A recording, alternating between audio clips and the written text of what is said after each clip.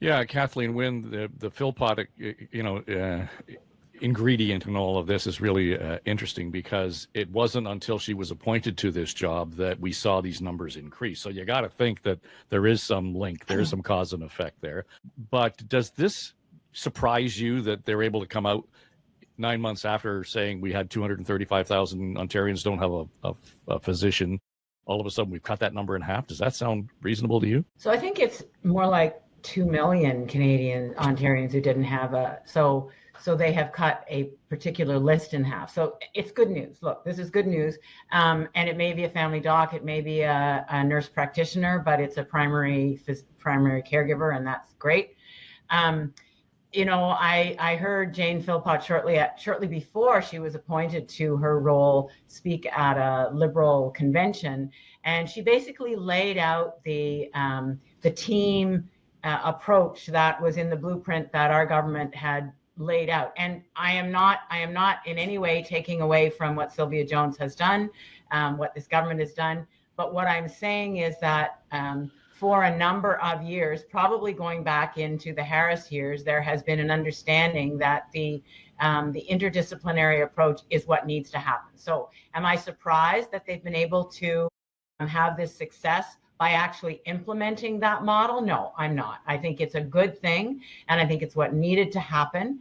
I have to say I'm a bit bemused by why they would undercut this announcement by stepping into this morass around, kids who have had 2 years of high school in Ontario, because they're obviously getting a lot of pushback in terms of, does that mean that we're not actually just going for the best? We're actually putting a qualifier on that.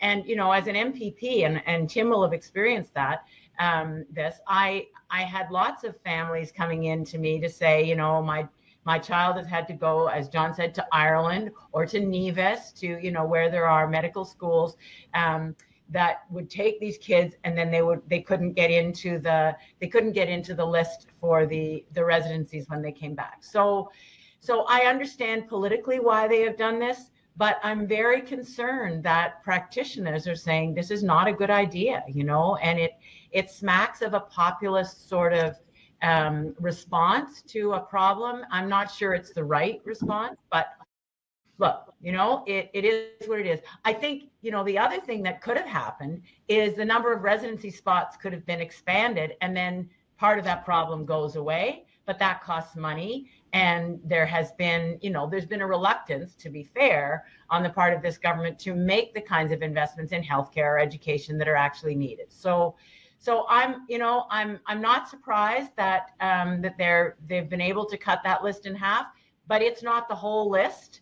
And as the reporting has said, there are the hard to serve areas that still are not necessarily moving ahead as quickly as other areas, and that's the north and remote areas. And so we'll see how they do on those, because those are more expensive. They require more attention than some of the more urban areas.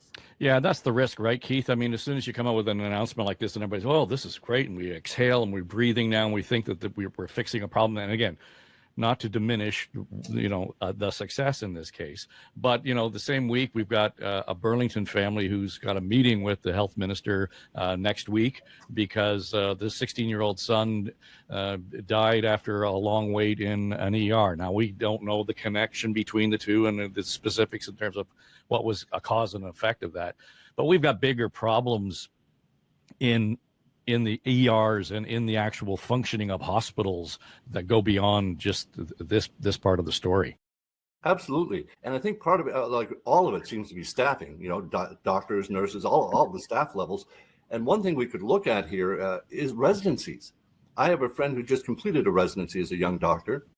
They're still doing this 24, 36-hour shift nonsense of residents. It's like, I don't know what they're learning from this, because they don't practice that once they get through that. It really is this grueling, almost military-like, boot camp that they put residents through. They could split those. They could have twice as many residents simply by cutting those 24 to 36-hour shifts that they put the residents through down to, half.